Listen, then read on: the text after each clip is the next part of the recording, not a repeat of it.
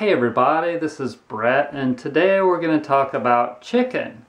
Organic versus non-organic chicken.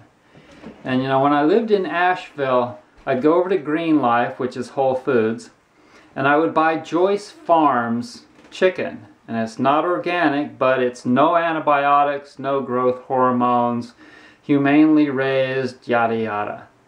And I was convinced that that was a good quality product because I've purchased things that were not certified organic at the farmer's market, you know, in various places. And I was told that, you know, it wasn't sprayed and this and that. They just didn't go through the certification process. But today we're going to talk about the difference between the chicken that's not organic and the organic chicken. And there is a big difference because it's the grain that's being fed to the chickens, okay? And at Joyce Farms, and I received a call from them this morning, I called them the other day and I asked them to call me back because I wanted to know, you know, are you feeding your chickens GMO grain? And the first thing he says to me in a very defensive tone is that we never claimed that we were feeding our chickens non-GMO grain. We never claimed that. And I said, well, you know, I don't want to eat chicken that's been fed genetically modified corn. And he says to me, also defensively again, 96% of the corn grown in the United States is GMO. And I said, well, yeah, so that may be true. Thank you for that information. But unfortunately for you, I don't want to eat your chicken if it's been fed Frankenstein fucking corn, you know? And I didn't get radical like that. That's just for video purposes or for me to get my angst out. But, you know, we discussed this and I stayed very calm, you know, because I know that I'm in the right and that they're not wanting to change. And the reason is that he states that the grain costs 3 times more if it's organic. And they still can't prove that it's certified organic. I mean, and I said, yeah, well, I think that they do.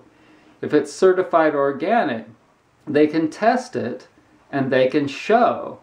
And, you know, they can go into any bunch of grain, and I'm sure that they do, hopefully they do, regularly test it to see if it's been infiltrated with GMO.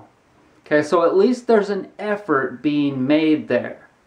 So many of you may say, well then where are we going to eat chicken? And then there's also a bunch of you that are saying, well, I'm vegan. I'm vegan, so I don't have to eat any chicken at all.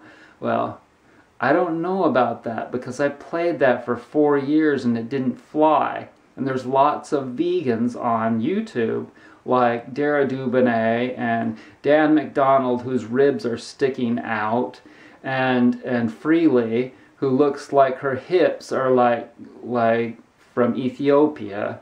You know, there's all kinds of vegans that just aren't making it, you know. And in any case, you could just eat salmon, wild Alaskan salmon. Hopefully you can afford 13 bucks a pound. You know, I eat it pretty regularly, but you know, I pull all the strings, even when I was dirt freaking poor. Like dirt fucking poor. I was buying organic food any way that I could for the last 25 years. And so there is a chicken, and it's Coleman, that's organic. And their site says, and I just called them and they confirmed, that non-GMO grains, free-range, outdoor access chickens. No growth-promoting drugs, including hormones or steroids, yada, yada, yada. None of that. And if you go over here to Ingles in Brevard, you can buy it. And it's expensive. That's how it is, because non-organic or organic grain fed to the chickens is expensive, a lot more than non-organic. And if you go out and you try and grow grain without the use of toxic pesticides, you have to go the extra mile to get it to be produced without bugs eating it. And so, you have to basically set your priorities straight. In order to be healthy in a world full of crazy shit, you have to really get away from expensive houses, expensive cars, expensive school loans, expensive children. You have to get away from all the things that are expensive and only do the things that are required for good health.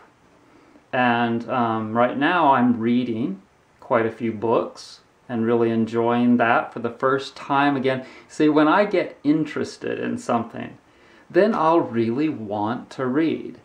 I think that's the key to almost everything, getting off of your ass, that you have to really, really want to learn about something. And so I'm into astrology. I'm also going to get into wild edibles here real soon. Okay, so now I'm going to show you the places that may or may not have your outlet at one of these stores may or may not have Coleman chicken. See, there's Ingles. My Ingles has it because I live in a fairly progressive area. If you don't live in a progressive area, that could be a red flag for you to get out of where you live. Either that or start growing your own chicken. Okay? So there you go. That last thing that I said was really hitting the nail on the head. If you don't live in a progressive area, then maybe, hopefully, you live in the country and you can grow your own chicken. And if you don't have either of those options, then you're really screwed and you need to reconsider where you live. So I want to thank you so much for joining me. I hope you are well.